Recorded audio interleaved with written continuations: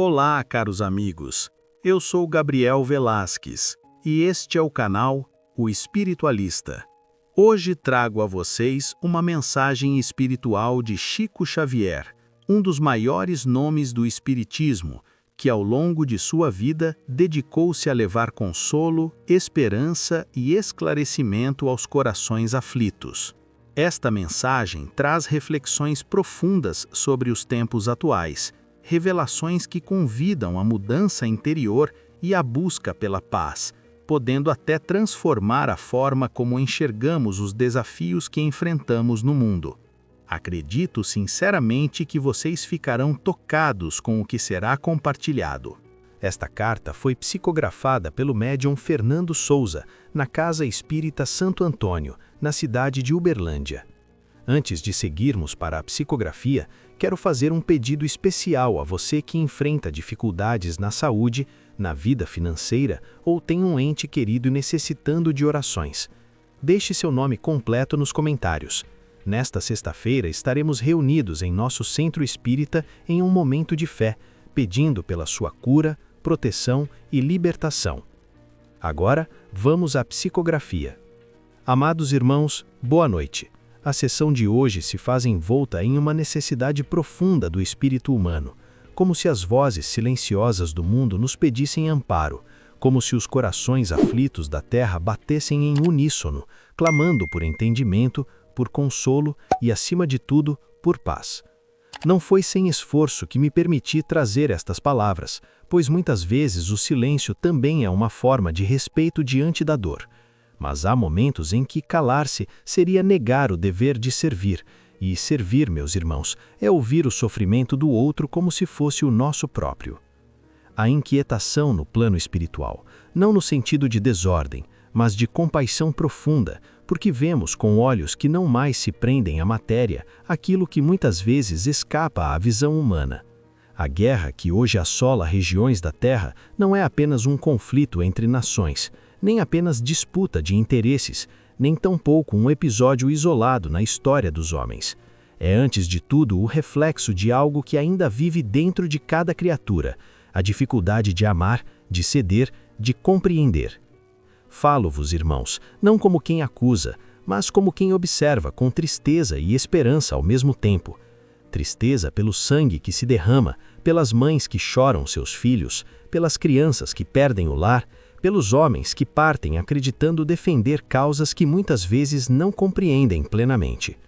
E esperança porque, mesmo nos cenários mais sombrios, ainda vemos gestos de luz, pequenos atos de bondade que brilham como estrelas em meio à noite. Foi necessário trazer este assunto à sessão porque muitos perguntam, em silêncio ou em voz alta, onde está Deus diante da guerra? Onde está a justiça? Onde está a paz prometida? E a resposta, embora simples, exige coragem para ser aceita.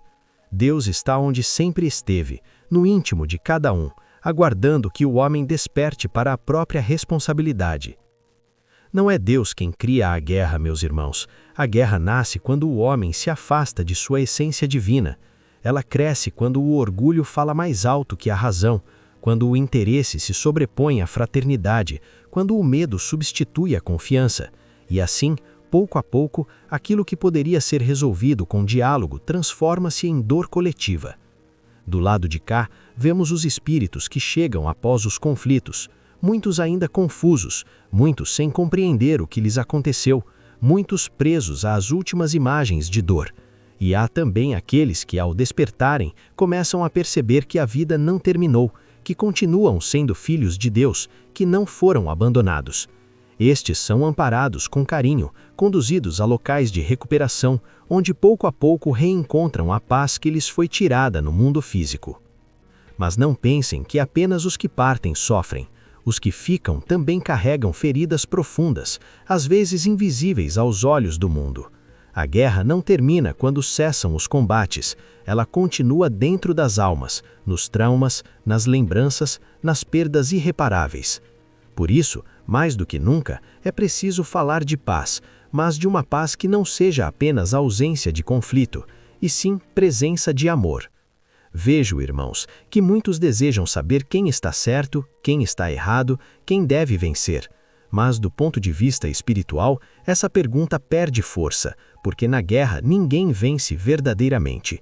Mesmo aquele que aparenta triunfar carrega consigo as marcas da violência, as consequências de suas escolhas, os débitos que precisarão ser reajustados no tempo. A verdadeira vitória, meus irmãos, não está em dominar o outro, mas em dominar a si mesmo.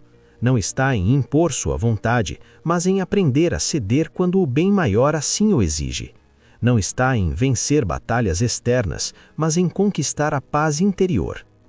O que vemos acontecer hoje é, de certa forma, reflexo de um longo caminho da humanidade. Não é algo novo, embora assuma novas formas. É como uma lição que ainda não foi totalmente aprendida. E como todo aprendizado, ele se repete até que seja compreendido. Mas não desanimeis. Ainda que a dor seja grande, ainda que as notícias sejam difíceis, ainda que o coração se aperte diante do sofrimento alheio, é preciso lembrar que a humanidade está em processo de evolução. Lento, sim, muitas vezes doloroso, mas constante. Cada gesto de amor, cada atitude de compreensão, cada esforço de perdão contribui para mudar esse cenário. Vejo também com alegria que há muitos que oram, que ajudam, que estendem as mãos, que se sensibilizam com a dor do outro. Esses são trabalhadores da paz, mesmo que não se deem conta. São luzes que ajudam a equilibrar as sombras, são instrumentos de Deus na construção de um mundo melhor. Quanto ao desfecho desta guerra, não espereis uma solução imediata ou simples. Os processos humanos seguem seu curso e muitas vezes ainda há lições a serem aprendidas. No entanto, posso dizer-vos que nenhuma guerra é eterna. Assim como começou, ela também terá fim. E quando esse fim chegar, restará à humanidade a tarefa de reconstruir, não apenas cidades e países, mas principalmente corações. A reconstrução mais difícil não será a material, mas a moral. Será necessário perdoar, compreender, recomeçar. Será necessário olhar para o outro não mais como inimigo, mas como irmão que também sofre, que também erra, que também busca, ainda que de forma equivocada, a própria felicidade. E é nesse ponto que cada um de vós pode contribuir. Não espereis grandes gestos, começai no pequeno, no cotidiano, nas relações mais próximas. Cultivai a paciência, a tolerância, o respeito. Vigiai os pensamentos, as palavras, as atitudes. Porque a paz do mundo começa verdadeiramente dentro de cada ser. Se cada um fizer a sua parte, ainda que pareça pouco, o resultado será grandioso. Porque o bem, quando somado, torna-se força transformadora. E aquilo que hoje parece distante, amanhã poderá ser realidade. Amados irmãos, não vos entregueis ao desânimo. Não permitais que o medo ou a revolta tomem conta de vossos corações. Confiai na justiça divina que não falha, ainda que nem sempre compreendamos seus caminhos. Confiai na vida, que continua além das aparências. Confiai no amor, que é a maior força do universo. Que possais sair desta sessão mais leves, mais conscientes, mais dispostos a semear a paz onde estiverdes. Que possais olhar para o próximo com mais compaixão, ouvir com mais atenção, ajudar com mais generosidade. E que mesmo diante das dores do mundo, possais manter acesa a chama da esperança, porque é ela que ilumina o caminho e nos conduz, passo a passo, em direção a dias melhores. Recebei todos vós o abraço fraterno, o carinho sincero e o desejo profundo de paz. Que Deus vos abençoe, hoje e sempre. Chico.